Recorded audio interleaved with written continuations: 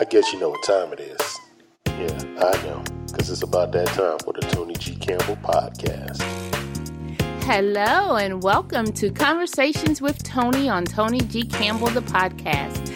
This is the show for my Gen X warriors where we talk about all of our challenges and victories in life. On this episode, we will be discussing how to become a playwright. Now tell me, is your dream on the other side of your fear? Do you have an idea buried deep down inside that you need to play out on some stage? On today's show, my co-host and I will dive deep into a discussion about how she busted through her fears to become a playwright. Right after a word from our sponsor, I will come back with my co-host for today, Michelle Wilkinson, a mom, a grandmom, and a playwright. And she's also my cousin. Stay tuned. 1, 2, 1, 2. And I say this is Ty Controller, and I'm here to talk about Dip Square. Dip Square is an online shop that specializes in unique graphic t-shirts, hoodies, jackets, and other apparel. They also offer services like personalized mugs and shoes. Did I just say shoes? Yeah, you can get sneakers with your picture on them at Dip Square. They also have tote bags and other items. Right now, you can save on t-shirts every day by using the discount code I Love Tees. That's I Love Teez. You get 14% off because every day is Valentine's Day at Dip Square. So check them out online at dipsquare.com. dipsquare.com. I guess you know what time it is. Yeah, I know, because it's about that time for the Toni G. Campbell podcast. Welcome back. Now, today we are talking about busting through your fears and essentially living your dreams. With my co-host for today, Michelle Wilkinson, a mom, a grandmom, a playwright, and my cousin. Hey, Michelle. Hey, Toni. How are you? I'm good. How are you? I am awesome. Now tell me, what do them grandbabies call you? Do they call you Grand Diva? Just my mom. I'm a little old school, so it's just my mom. Oh, you didn't. You went with the boring mom. You need to be a diva. Yeah. Oh, some are glam mom and all this other stuff. I'm just my mom. Although it is a little too close to mom, as some of them like to call me, but I correct them and make sure they stick with my mom. That's how my mom got my guy, because Marcel kept trying to call her mom and I kept correcting him. I was like, no, that is your grandmama. So, yeah. Exactly. All right. So let's talk. Okay. With you being my cousin and all, you know, I've known you my entire life, but yes. the people may not know who you are. So why don't you just share a little bit about yourself with everybody? Oh boy. Okay. So, I'm a mom, a single mom for a lot of years. Married 10 years now, grandmom of 5, and I hold a full-time job still, gotta pay the bills, and I think that's about it. I'm a full-time office manager at a very busy doctor's office, and in my downtime, I enjoy writing, or writing enjoys forcing me to write. I'm not sure exactly which way it is. Now, yeah, I was about to say, I'm pretty sure once you get into the thick of it all, it's enjoyable. So, yeah, the struggle is real. Yeah, it is very much enjoyable. I love it. So, when did you discover that you wanted to be a playwright? I would have to say it actually discovered me. I think the first piece that I wrote, I was listening to music and I started to see the music, as a play, and I could see it as clear as day. So, I just actually put it down on paper, and it was something that I needed to do. And once it grabs you. It's night. It's while you're driving. You need to pull over. You need to wake up in the middle of the night and get things down on paper. So you kind of don't have a choice. Oh my goodness. So you're saying that this is going to take away your sleep? I don't even understand. It does. It definitely takes away your sleep. You wake up, and I think most writers do say that they sleep with a pen and paper next to their bed, because I truly believe you get most of your good ideas in the middle of the night. Okay, so we know that ain't nothing but the Holy Spirit leading you down That's that right. path. That's right. That is right. So you are not only a playwright, because you directed, you casted, and you produced all of your plays. So you're like a one-woman empire.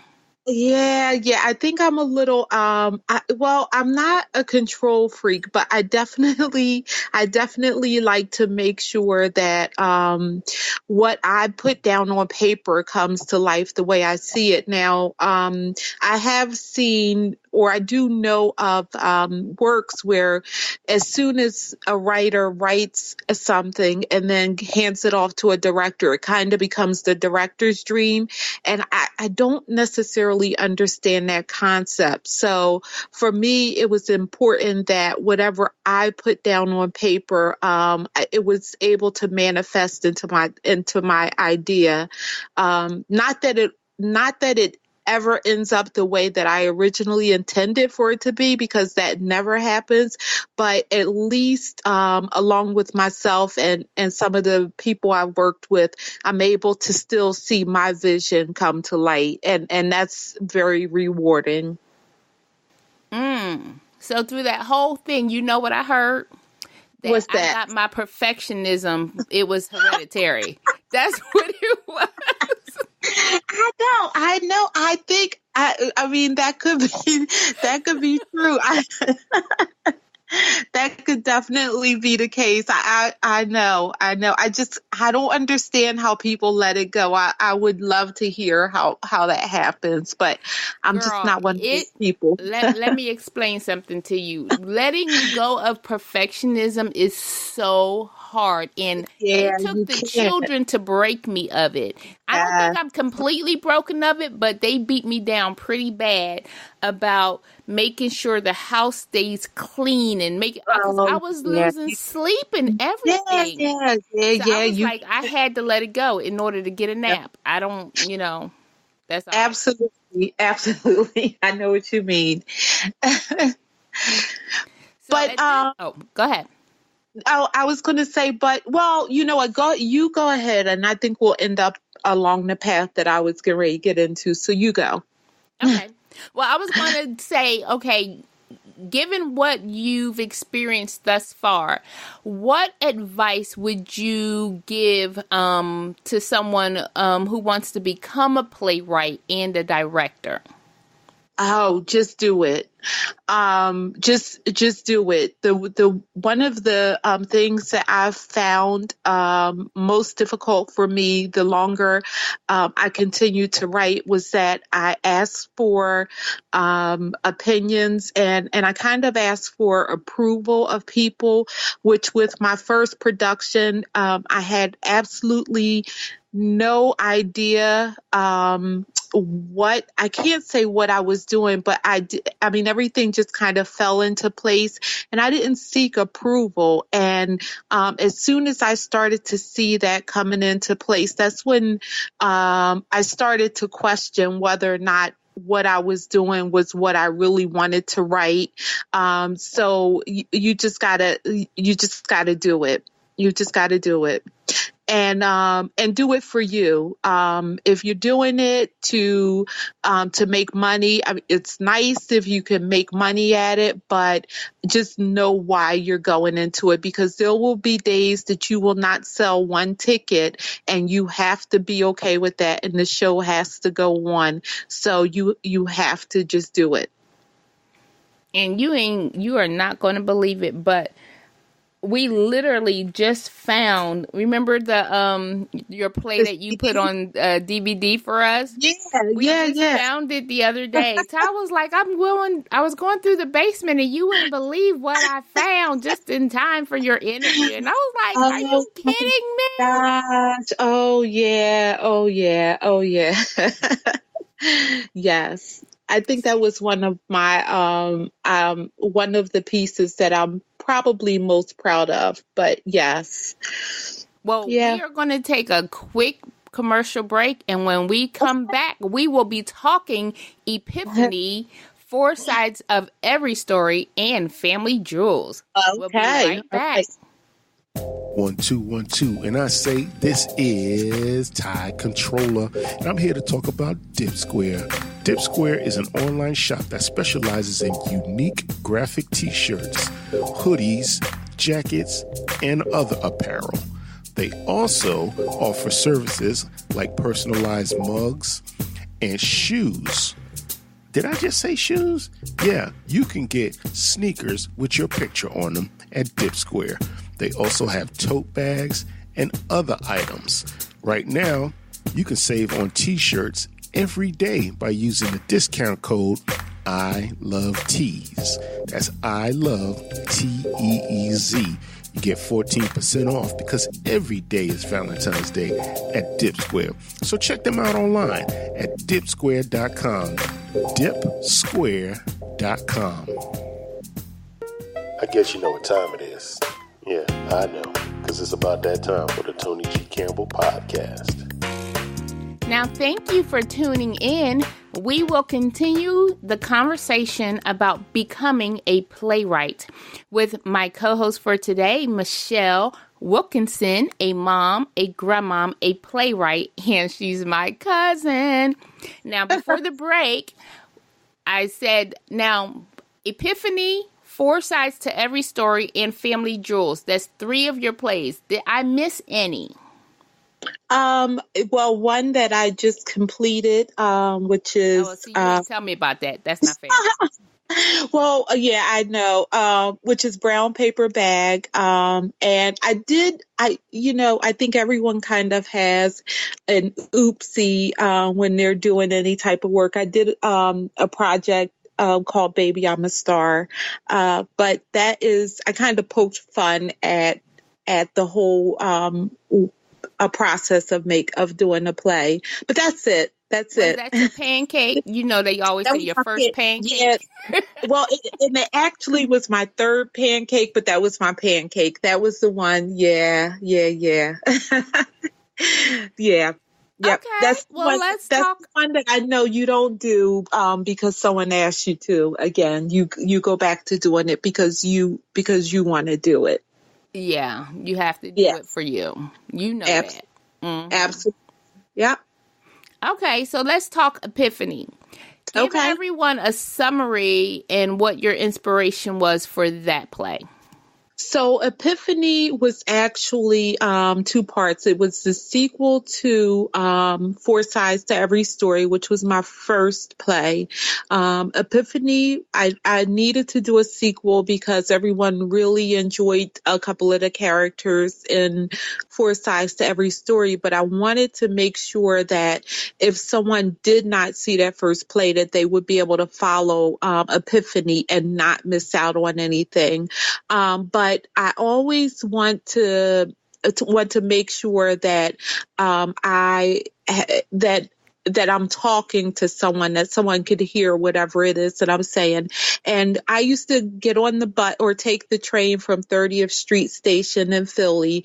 And every time I took the train, I would hand a cup of coffee and either a sandwich or donuts or something to this guy who lived on the streets. And basically, I began to wonder what his story was. And that's where I started writing Epiphany. I gave him a name, and I kind kind of came up with what I would perceive his story would be. And ironically, and I didn't think about this until several years later, but I would give him Dunkin' Donuts coffee all the time. And sorry if you need to bleep that out, but I used to give him girl, coffee. I love me some Dunkin'. But I actually named his character Duncan, and I didn't even realize how I had correlated those two things without even thinking about it. I mean, it didn't come to me until later on, but so I gave him a story, and I think that it's important to be able to fill whatever your storyline is. I tried to relate some of my own past history. I'm a firm believer of the Lord didn't bring you this far to leave you, and you kind of go through everything for a reason. So I always bring in some of my personal experiences and my beliefs, but I want to make things funny as well. So I wanted to make sure that the characters are likable and that you can hate them and you can laugh with them and cry with them all at the same time. And that's where Epiphany started from. This one character. So, yeah. See, people, you can have a career as a playwright by helping other people. That's Absolutely. What I'm saying. Serve others. Yep, some of my best inspiration came from just riding on public transportation and just watching people. It's a lot of inspiration out there. So people watching, I inherited too. See? Because I love to watch people. I do. I really do. Yeah, but judgment free now. Judgment free. You gotta. There is never any judgment. Believe me. I always want to just again, giving this guy a story, and so Duncan's story was that he used to be successful, and he fell on hard times, and of course you would see someone on the street and you would automatically think drugs or something like that. And the story behind Duncan was that he had to go, he was in prison, but he was in prison because he accidentally left his kids in the car, and his kids passed away. Yeah.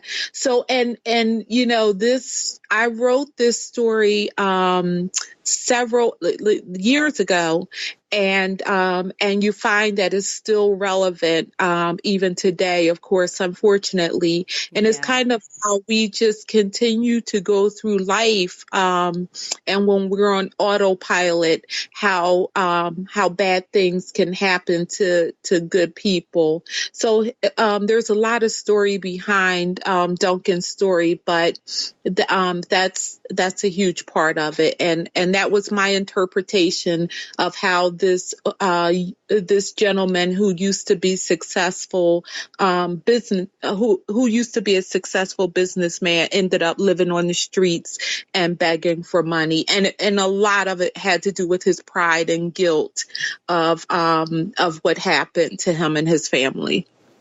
Well, shucks, I can feel the torment that he was going through, and it is a play. I mean, yeah, exactly. It is.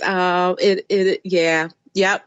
It is. And there were a couple of other characters. There was one character who was dealing, a young character, Karan, who was dealing with the fact that his father abandoned him because his father was married, and his mom had an affair with the father, and the father opted to pay child support but stay out of his life, and how as women involved with a man who has children out of wedlock, if you're in a relationship with this man, sometimes women are okay with these men not being in their children's lives, and the impact that it has on the child. Personally, I have a difficult time with that, and I know some cases where women are absolutely fine with not dealing with the child, as long as he pays child support.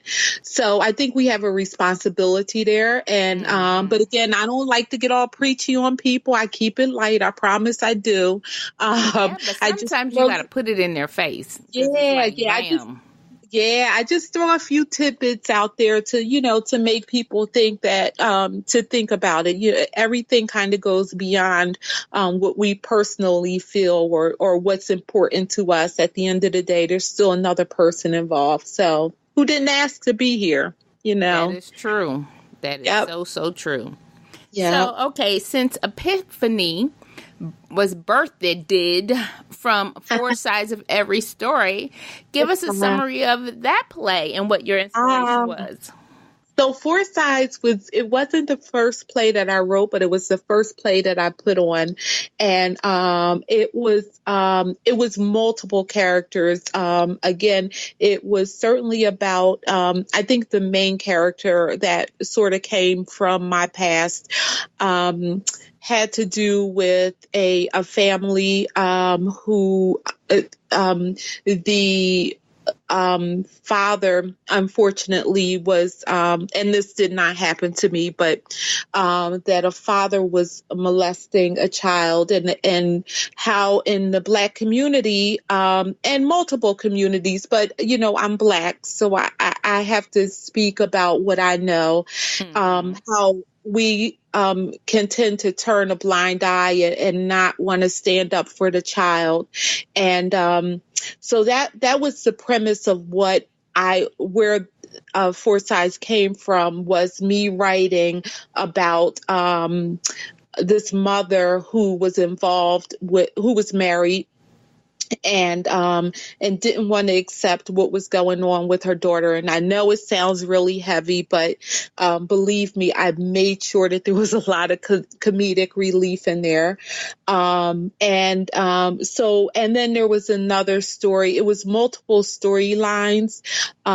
There was one story about a woman who was messing around with a married man, and the man promised her that he would leave his husband leave his wife and their children and their family, and just how we have a responsibility as women, I think, to hold up each other. And another woman's husband isn't necessarily the best thing for us.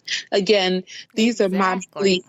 So if he cheating with you, girl, he gonna cheat on you. That's all I'm saying. Yeah, that's all I'm just saying. It's likely to happen, and I just think we have a level of responsibility. I mean, when I was single, I had. I met this fine guy, girl. He was fine. And he was sweet, and he just, he really, wined and dined me. And then I found out he was married, and I really liked him. And, but the moment I found out he was married, I knew immediately I would never want to be his wife. And, so again, that was just kind of something that I took from my own experience and the choice that I made. So I just like to put these little things out there. And for a person, as I always tell my girlfriend, I said to her, whenever we talk about relationships, you can do whatever you want to do. It's a judgment-free zone here, but just own it. Just say, hey, listen, I'm going into this with my eyes wide open, and whatever happens, I knew, I'm walking into this the way it is, and I'm going to enjoy it. I'm going to embrace it. I'm going to cry about it, but at least own it. So. Mm-hmm. Yeah. So that was it. And Four Sides, I tell you, that was, that we did a lot of shows. We did a 2-week run of that, 2 times. And we really enjoyed it. It was a family, event. People came back 2 and 3 times. They bought tickets for friends because it was about life. And I had so many people coming to me saying, how did you know about me and this? And I was like, I didn't even write that about you. I'm I'm like, and right now you're telling me a little bit too much about yourself, but everybody always want to insert themselves into the situation. Yes. I'm like, oh, you tell me a little bit too much, but I definitely had a lot of people who came to me and they assumed that I knew something about them that I had no idea about. And I think that's when you at least are doing it responsibly, because they weren't upset with me. They just wanted to know how I knew, So, girl, it was the Holy Spirit who told me. It was. Exactly. So again, that's why I try to use my own experiences and because I figure if I've been through this, then there are probably hundreds and thousands of people who go through it. So it was really it was enjoyable, and I based it off of a secretary who worked for a psychiatrist, and the secretary was just like all up in everyone's business. And I didn't want to do your typical black ghetto girl sitting there painting her nails and all of that. I wanted this person to have more of a personality, a history, and who was all up in your business. But so she just basically called her grandmother and told her grandmother everything that was going on in the doctor's office. And she was just an integral part of the people who came into the doctor's office that day. So her character was hilarious, and her name was Talicious, and her line was, "My name is Talicious," spelled with a T-A, like delicious. So, and that's the one I actually got to sit and it wasn't a table read, but y'all were doing a rehearsal. And you sat on a experience rehearsal. It. Yeah, exactly. Exactly. I was always out of town every time you're playing. I know. Out there. What the heck? I know. Every single time. Because you don't consult my schedule is what the issue was. Okay. Oh, is that what it was? You never asked me, Toni, when are you going to be in town? Toni, when are you free?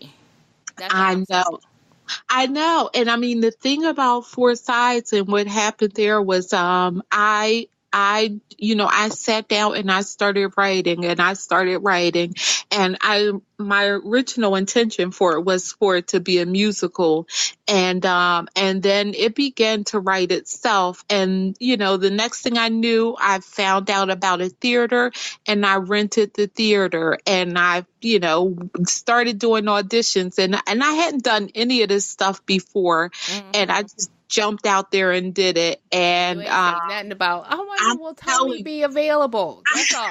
The one thought. If I had asked, you would have probably been like, what are you doing?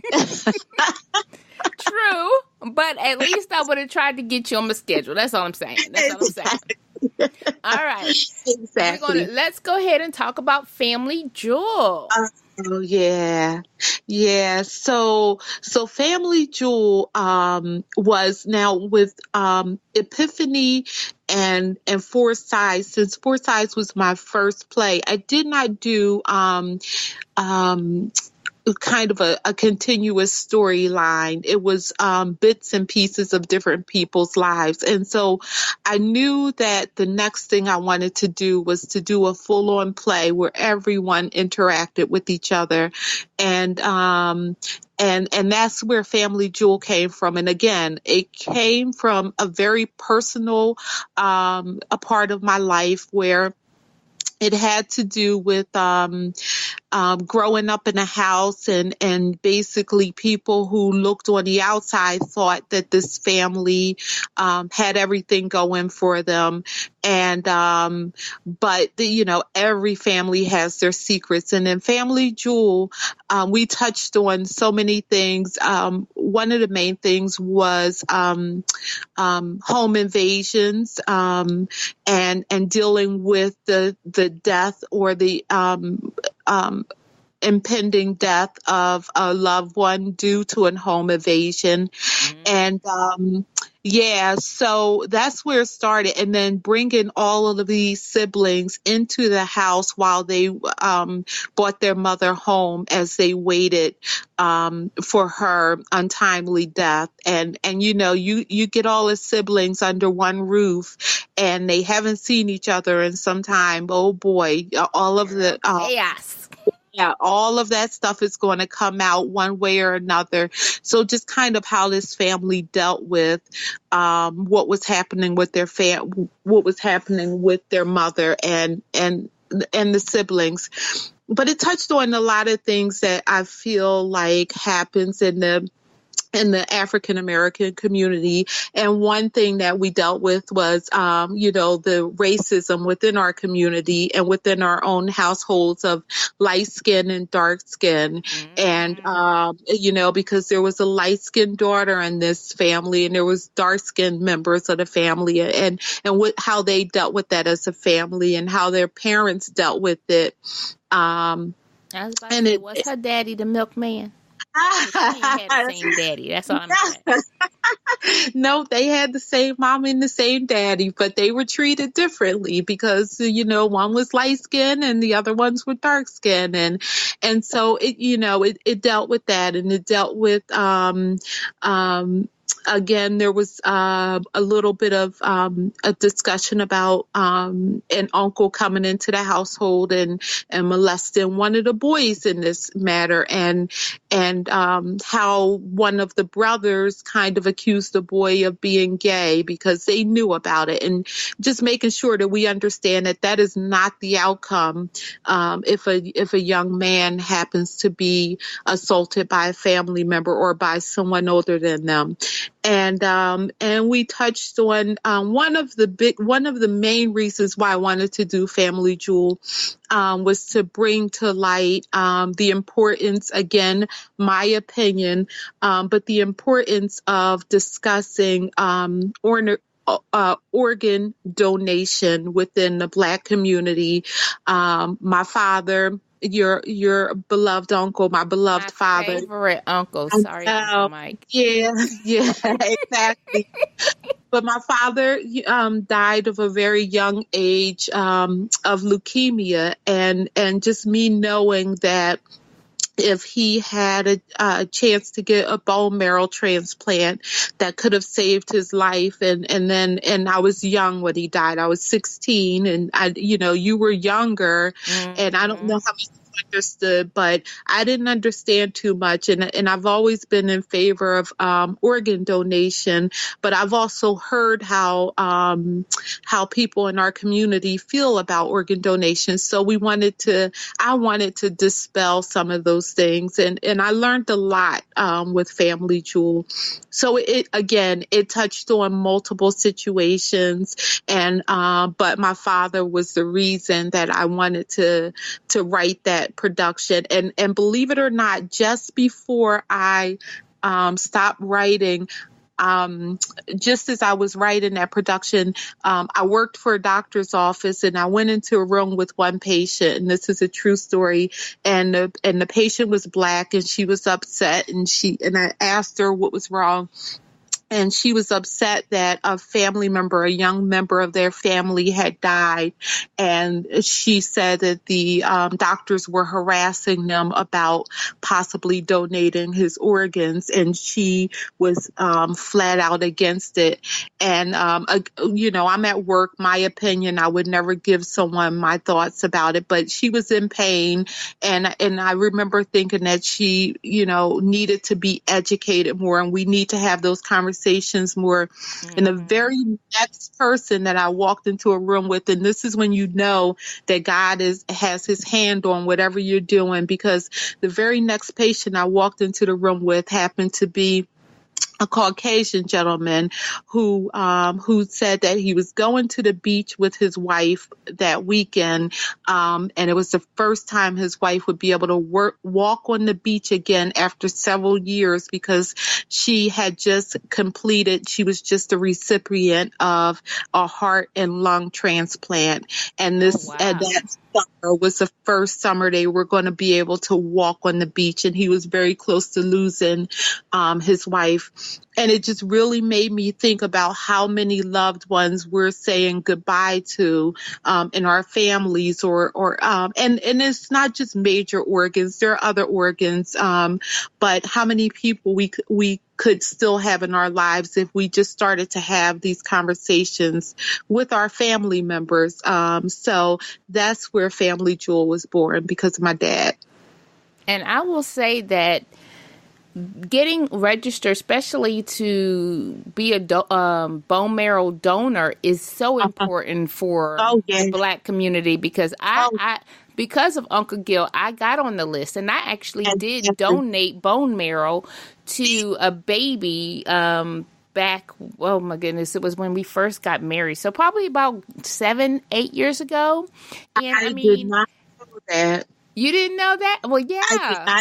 Well, because I don't just, I don't spew out everything I do, just because I'm like, I'm good in the background. But I mean, and it was like, that was education for me too, because I was like, I didn't understand that we as a people it's like we're scared of so many things, but if we would just get rid of that fear, we could help so many people. Absolutely. And even some of the people that we lose can be helped if they know what's out there and what can be done. I mean, it literally, and I will let you know, they treat you like a king and queen. When, I mean, I had to go up to DC to give bone marrow. I mean, they flew me up there several times. I had car service. After I gave, they give you this lavish dinner. Like, I think I had lobster or steak. I mean, because it's just to say thank you for being, that type of person who would give to someone else, Absolutely. Because you don't have to, but it's awesome when you do.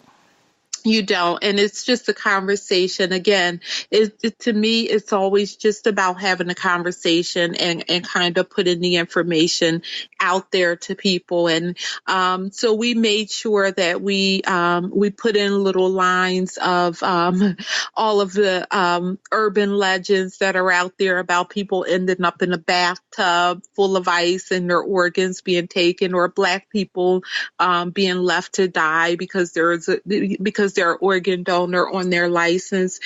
And, for each of my children, every time when they register for their license, when they wanted to get their license, I told them, I said, you register to vote and you become an organ donor, and then you can get your license. That's it. I mean, and I make sure that they do it every time. And because it's just very, very important. So that's my as a people, we need to stop watching scary movies, because that's what puts a lot of fear into our hearts. That's all I'm saying. Well, that is true. That is true. But that particular play, we got, we actually, when I did that play, it was the first time. I didn't know, again, when this is how God is moving, because during one of the productions, there was a gentleman in the audience who played the violin, and he had just been at the production for a kidney foundation. And so they reached out to me and asked me if I would change the storyline from leukemia to kidney, which, again, you know how many people we have in our lives who are going for for dialysis. Mm-hmm. So it was very important. And we changed the storyline to kidney. And then that person happened to be involved with the the organ donation program here in Philadelphia. And so for the first time ever, they actually Gift the Life program.